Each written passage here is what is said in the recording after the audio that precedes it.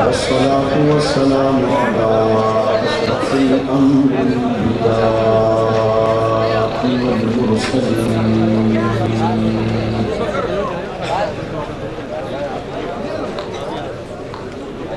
وعلى آله الطيبين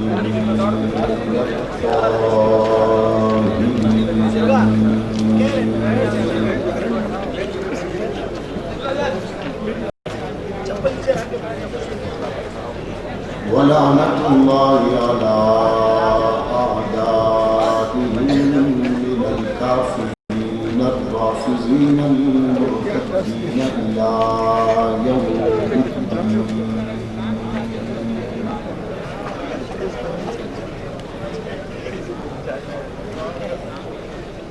أما بعد فأعوذ بالله من الشيطان الرجيم بسم الله الرحمن الرحيم.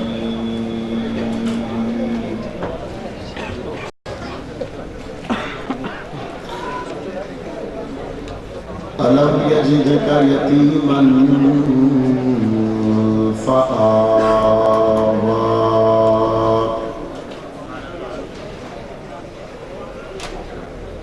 ووجدك ضالا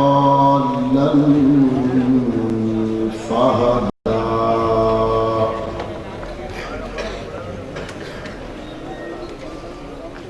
قال النبي صلى الله عليه وسلم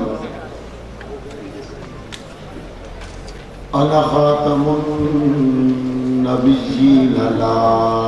نبي بعدي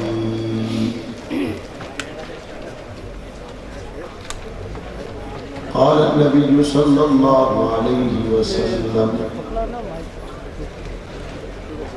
الله الله في أصحابي لا تتخذوهم من بعدي غرضا فمن أحبهم فبحبه أحبهم ومن أبغضهم فببغضي أبغضهم.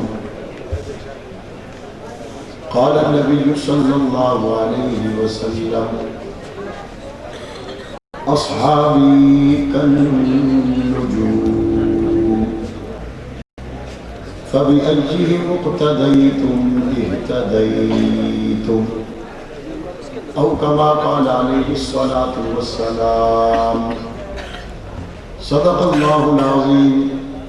وصدق رسوله النبي الكريم ونحن على ذلك لمن الشاهدين والشاكرين والحمد لله رب العالمين.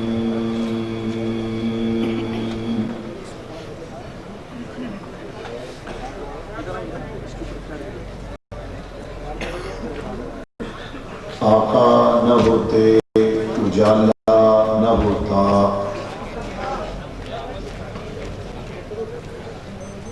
آقا نہ ہوتے اجالا نہ ہوتا، جو دنیا میں انسان کا بول بالا نہ ہوتا. بعد الرسل دو جہاں میں یوں صدیق کا رتبہ اعلیٰ نہ ہوتا. دریائے نیل کو نہ ملتی روانی، دجلہ سے واپس پیالہ نہ ہوتا. جوتی کا عرشوں پہ جاتا نہ کھٹکا، جو ذیشان حبشے کا کالا نہ ہوتا. ظلمت نہ چھٹتی سویرا نہ ہوتا،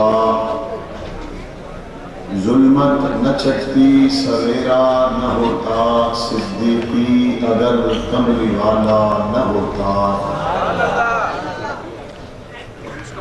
دیوبند ہے انوار مدینہ کی تجلی، دیوبند ہے انوار مدینہ کی تجلی. توحید کی اس شمع سے روشن ہے زمانہ، اس مرتبہ فکر کے ممنون ولی ہے، مذہب کی حقیقت ہے یہ باقی ہے فسانہ، ماضی کی جبی پر ہے جلوہ فغن کردار دیوبند، انوار رسالت کا ہے منزہ وطن کردار دیوبند، سنت ابراہیم اسے وراثت میں ملی ہے، سنت ابراہیم اسے وراثت میں ملی ہے، بت فروش نہیں صنم شکن ہے کردار دیوبند۔ انتہائی واجب احترام قابل صد احترام حضرات علماء کرام، سماعت فرمانے والے بزرگان دین، نوجوانان اہل سنت، معززین علاقہ،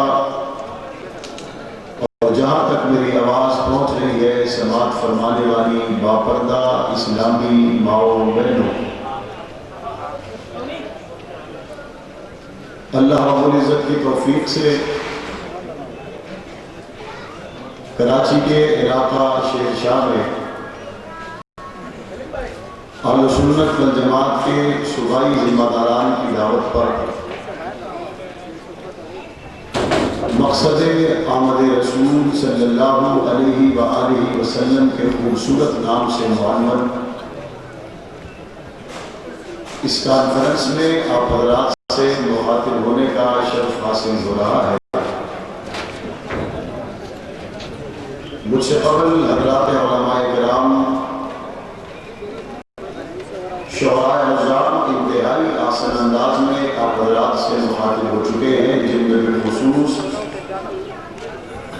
عالم کبیر، عالم بعمل، خطیب اہل سنت حضرت علامہ مولانا تاج حنفی صاحب دامت برکاتہم العالیہ عنوان کی مناسبت سے انتہائی مدلل، مربوط، خوبصورت گفتگو آپ حضرات سے فرما چکے ہیں،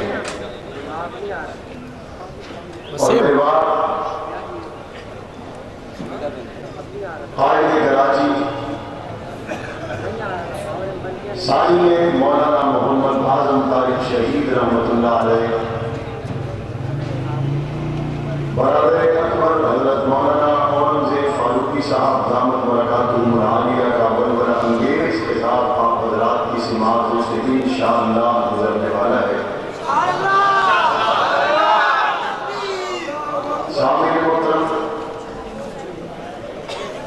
ماہ ربیع الاول حضور علیہ السلام کے ساتھ بڑی گہری نسبت رکھنے والا مقدس مہینہ ہے، اور ماہ ربیع الاول میں حضور علیہ السلام کے ولادت و سعادت کے عنوان کو سامنے رکھ کر ملک میں مختلف محافل، پروگرام، جلسوں کا انعقاد کیا جاتا ہے۔ حضور علیہ السلام سے عقیدت و محبت قدم بھرنے والے بالعموم پورے سال میں اور بالخصوص اس ماہ ربیع الاول میں سرور کونین تاجدار مدینہ محمد مصطفیٰ احمد مصطفیٰ صلی اللہ علیہ وآلہ وسلم کے سیرت و کردار کے پہلوؤں کو عوام الناس میں اجاگر کرنے کی خوبصورت اور نیک سری کرتے ہیں۔ سامعین محترم، میں آج کی اس گفتگو میں ماہ ربیع الاول کے ساتھ حضور علیہ السلام کی جو گہری نسبتیں ہیں ان نسبتوں کو ذکر کرنے کی کوشش کروں گا۔ حضور علیہ السلام کے ساتھ ماہ ربیع الاول کی ایک نسبت یہ ہے کہ حضور علیہ السلام ماہ ربیع الاول میں اس دنیا میں تشریف لائے، لیکن میرے نبی صلی اللہ علیہ وآلہ وسلم کا آنا ایسا آنا نہیں تھا کہ جس طرح دنیا کے باقی انسانوں کا آنا ہے کہ انسان آیا، نام رکھا تو تذکرے ہوئے۔ حضور علیہ السلام کی ذات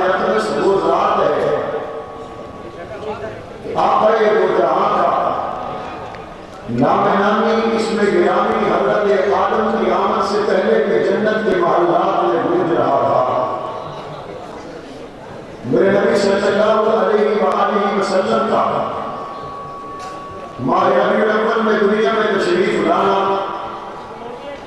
کسی عام انسان کی طرح آنا نہیں تھا کہ جس کا تعارف نہ ہو،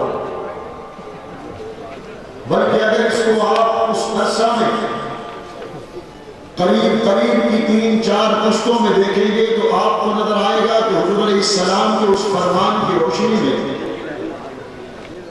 کہ جب پیارے آقا نے فرمایا تھا کہ اللہ کریم نے میرے باپ عبداللہ سے لے کر آدم تک درمیان میں جتنی بھی پشتیں آئیں ان سب کو محفوظ رکھا اور ان سے یہ نور گزرتا ہوا، اور میری ماں آمنہ سے لے کر اماں حوا تک اللہ نے تمام رحم ایسے محفوظ رکھے کہ وہ گناہ کے قریب بھی نہیں بھٹکے۔ اگر حضرت آمنہ سے لے کر اماں حوا تک اور حضرت عبداللہ سے لے کے حضرت آدم تک آقائے دو جہاں کے اس حسب و نسب کو اور آقائے دو جہاں کے اس نور کو دیکھا جائے تو آپ کو نظر آئے گا کہ حضور علیہ السلام کے دادا کے والد جناب ہاشم اپنے دور کے وہ حسین و جمیل عرب ہے، اپنے دور کے وہ حسین و جمیل شہزادے، اپنے دور کے وہ خوبصورت پیشانی والے ہیں کہ جناب ہاشم کی پیشانی پر ایسا نور چمکتا تھا، ایسا نور چمکتا تھا کہ اگر جناب ہاشم کی پیشانی کو سورج کے سامنے کر دیا جاتا تو سورج بھی اپنی آنکھیں بند کرنے پہ مجبور ہو جاتا۔ یہ جناب ہاشم کی پیشانی پہ چمکنے والا نور کوئی اور نور نہیں تھا، یہ اس پیشانی پر چمکنے والا نور در حقیقت وہی نور تھا جو حضرت آدم علیہ السلام سے لے کر حضرت ابراہیم تک اور حضرت ابراہیم سے لے کر حضرت اسماعیل تک اور حضرت اسماعیل علیہ السلام سے لے کر ان تمام تر مقدس شخصیات کے چہروں پر ظاہر ہوتے ہوئے جب یہ نور حضرت عبد المطلب سے حضرت عبداللہ کے چہرے انور پر منتقل ہوا تھا تو رات و انجیل کی عالمہ عورتوں نے حضرت عبداللہ کو مکہ کے بازاروں میں روک کر کہا تھا، عبداللہ ہم تجھ سے شادی کرنے کی خواہش مند ہیں، ہم تیرے نکاح میں آنے کی خواہش مند ہیں، وجہ اور کوئی نہیں، وجہ صرف ایک ہے کہ تیرے رخ انور پہ وہ نور چمکتا ہے کہ جس نور نے یہ واضح بتلا دیا کہ آخری پیغمبر کے جد امجد اور آخری پیغمبر کے والد کا اعزاز اللہ کریم نے آپ کے کھاتے میں لکھ چھوڑا ہے۔ چنانچہ حضرت عبداللہ کا نکاح حضرت فاطمہ سے ہوا، حضرت فاطمہ کو وہ اعزاز ملا جو حضرت آمنہ سے ہوا، حضرت آمنہ کو وہ اعزاز ملا جو اس وقت کی تورات و انجیل کی عالمہ عورتوں کو نہیں مل سکا تھا۔ اور عجیب بات علماء کرام نے لکھی، جس دن آقا دو جہاں کی ولادت ہوئی 200 کے قریب تورات و انجیل کی عالمہ عورتیں چیخیں مارتی رہی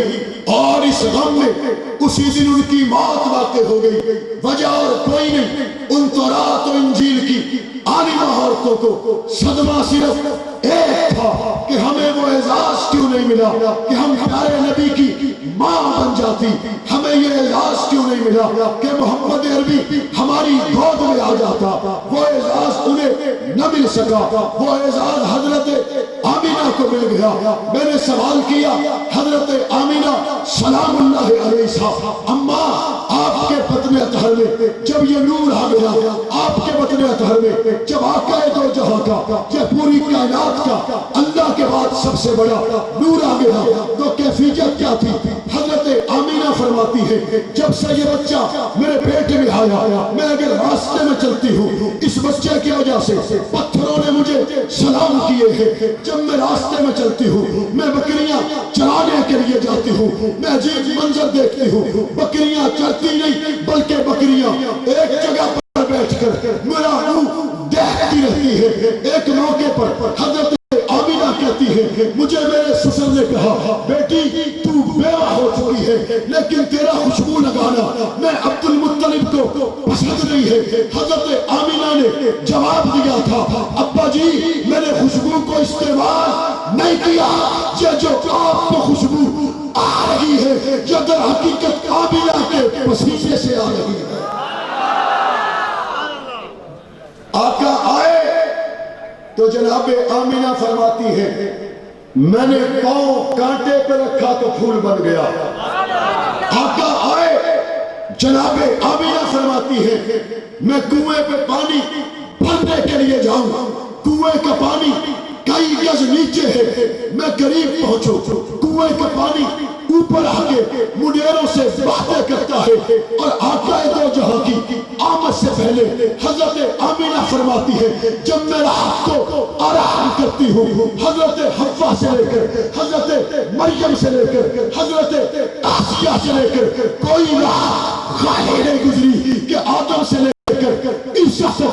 دور میں گزرنے والی نیک بیویوں نے خواب میں آ کر مجھے مبارکباد پیش کی ہو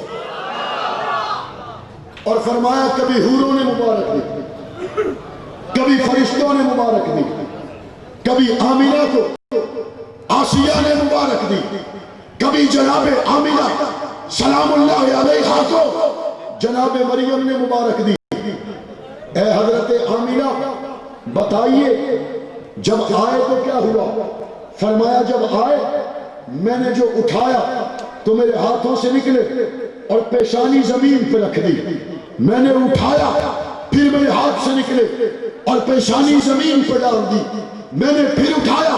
پھر میرے ہاتھوں سے نکلے اور پیشانی زمین پہ رکھ دی، میں نے کان لگا کر سنا یہ آنے والا کیا کیا کیا ہے، یہ آنے والا بار بار سجدے میں گر کے رب سے مانگتا کیا ہے، جب اس کے ہلتے ہوئے لبوں سے کان لگایا تھا ایک آواز آئی تھی یا اللہ میری امت کو بخش دینا۔ آقا آئے تو امت کی مغفرت مانگتے ہوئے آئے، آقا آئے امت کے لیے مغفرت اور بخشش کی دعائیں مانگتے ہوئے آئے۔ میں نے کہا اماں بتائیے آقا آئے تو کیا تھا؟ فرمایا آئے تو ناخن کٹے ہوئے تھے، آقا آئے بال بنے ہوئے تھے، آقا آئے خوشبوئیں جاری تھی، آقا آئے مخدور پیدا ہوئے، آقا آئے کوئی بدبو اور غلاظت کا اندیشہ ہی کوئی نہیں بلکہ خوشبوئیں پھیل چکی تھی، آقا آئے پورے مکے میں روشنی پھیل چکی تھی، آقا آئے کیسر و کسرا کے کنگرے ہل چکے تھے، آقا آئے آتش قدروں میں آگ بجھ چکی تھی۔ میں نے کہا اماں بتائیے نا جب آقا آئے آپ کے گھر کی حالت کیا تھی؟ اماں جواب دیتی ہے جب محمد میری گود میں آیا ہے اس صبح کو میرے گھر میں غربت کا عالم یہ تھا، فاقے کا عالم یہ تھا، چراغ میں ڈالنے کے لیے تیل بھی گھر میں موجود نہیں تھا۔